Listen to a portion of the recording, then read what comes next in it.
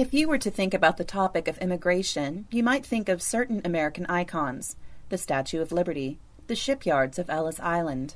These American symbols of immigration represent hope, inclusion, and new beginnings.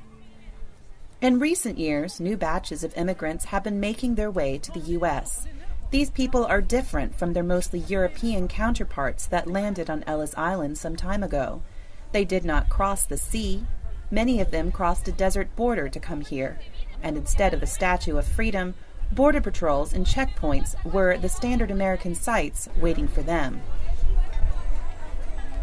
Last month, Knoxville celebrated its annual Ola Festival in its downtown market square. The rancorous noise of busy street vendors, customers, and high-energy entertainers blend in a multicultural stew where both Spanish and English speakers converse rapidly back and forth. This Hispanic event is celebrated mostly for its food. Flags and bright-colored banners identify the food vendors' countries of origin. Colombian, Puerto Rican, and Mexican culinary staples are stacked and on savory display, and everything's cheap. Nearby the food vendors is a booth with important literature on it. They read things like Allies of Knoxville's Immigrant Neighbors and have information on them about political policies that affect the Hispanic community. One of the women in the booths points to some of the many pamphlets and flyers and explains them for me. This is about the immigration bill for the House of Representatives, what we want and what's been proposed, and points about them. This is about bridges to justice. There are 4 workers on bridges who have been killed in the last 2 years, and 3 of them were immigrants, so they're without adequate protection. One of the activist groups in Knoxville for the Hispanic community is called Jobs with Justice. Kukuli Irarti, a well-known Knoxville musician, is involved with this group.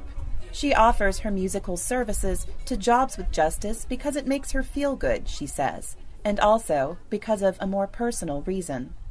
It has been healing, and I think a lot of people that are in the activist world, in a way, also do it, for that, to get through something. Just empowering.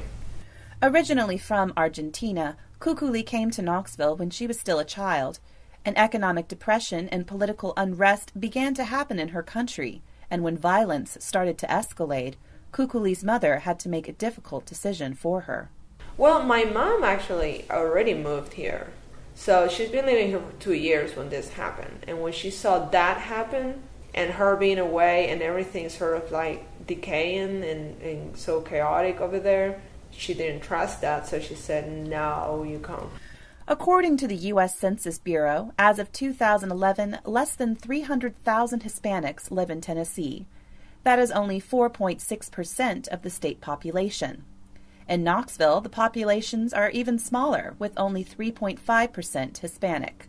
That's just a little over 15,000 people. However, the state statistics have shown the Hispanic population is growing each year. I think over the past, I would say, decade, Tennessee has experienced like a 200% increase in its foreign-born population. Carla McCanders, director of the University of Tennessee's Immigration Clinic, has been following Hispanic immigration trends for some time. I've been looking at trends across the country, and what has been going on is you see that state and local officials have been frustrated with the federal government's inaction on immigration reform.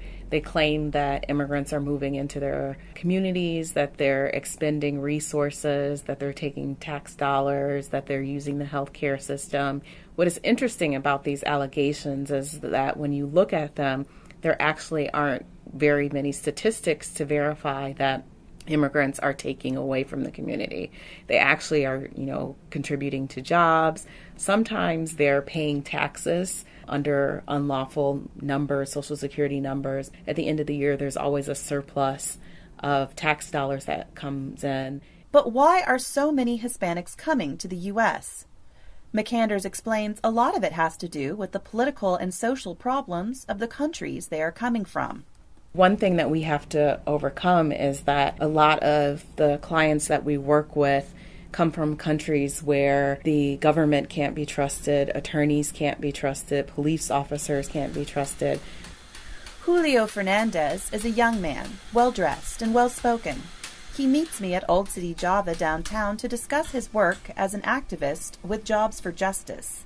He is very humble about his involvement and mentions his faith and love of his people as motivations for a lot of his actions. Julio left Mexico when he was still a teenager due to the violence in his city. While working at a video store, Julio was held up at gunpoint and robbed. The robber later fled, killed someone, and was detained by the police. Julio was asked to identify this man at the police station.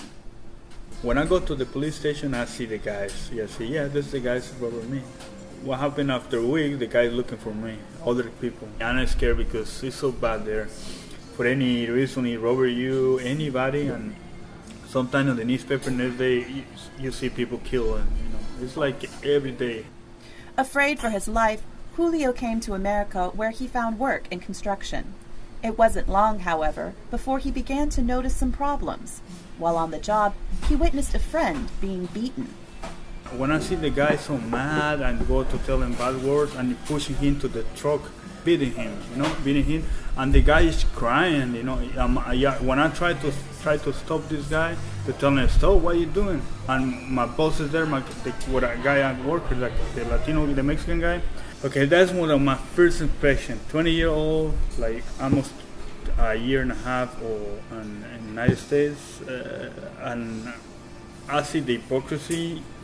I don't know what's going on. It's like a shock for me, and I think so that's the moment I realized it's no good, Over time, Julio became a community activist. He started out working with the community through the church to help people who were in need of money for loved ones that had passed away or who were desperate to help their families across the border.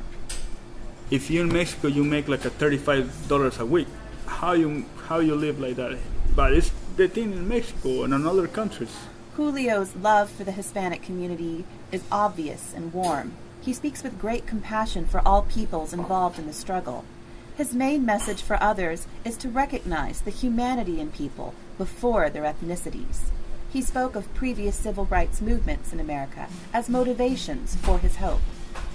When Lincoln, he say no more slaves, right? When Martin Luther King come and say, hey, freedom, I have a hope, have a dream. And that's happened. Now, the Latino community, you want this dream to happen too. Give me a chance, give me an opportunity to be part of that beautiful country. Emotions are usually strong about Hispanic immigration in America, and much still remains to be decided upon in the coming future. You will not admit you love me, and so how am I ever to know you always tell me? Perhaps. For WUOT, I'm Jennifer Parker.